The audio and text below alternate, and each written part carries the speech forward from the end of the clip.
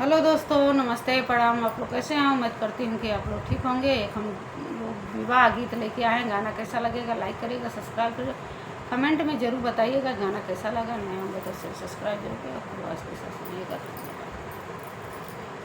कमन नगरिया पापा तू जुआ खेला हो, कवन नगरिया गैला रे जी, कवन नगरिया पापा तू जुआ खेला हो, कवन नगरिया गैला रे जी। छूट गईले घरवा दुआर जी, छूटी गईले घरवा दुआर जी। बेटी बेटी कई के पापा गोदिया खेला वाला हो, रोज कह दिया हमार हो। बेटी बेटी कई के पापा गोदिया खेला वाला हो, रोज कह दिया हमार हो। अजूरी में भरी भरी पनिया पिया वाला हो, इतना तू दियाला दूलार जी।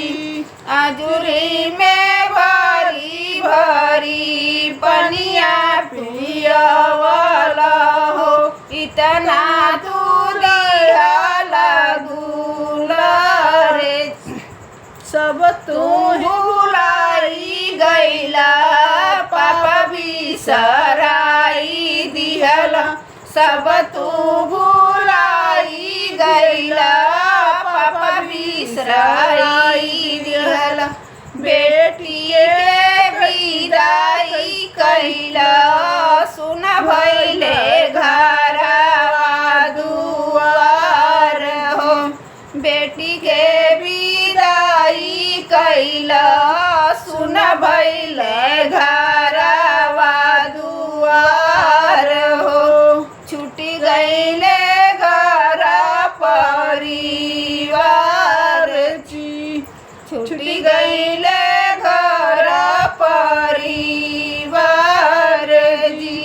हमके पढ़ाई लिखाई तू दिल ज्ञानवा हो, रोज कला कहला हमार जी।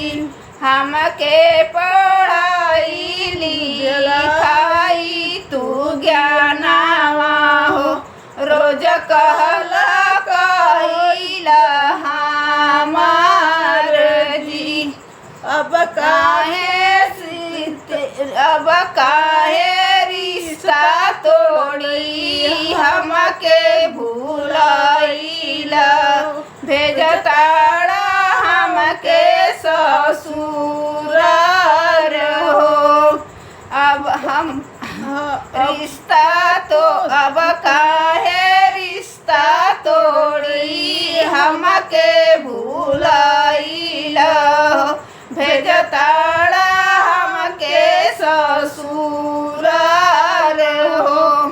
बेटी से सजाई दिहला पापा विदाई कैला, बेटी के सजाई दिहला पापा हो विदाई कैला। छन छने करेला छछने का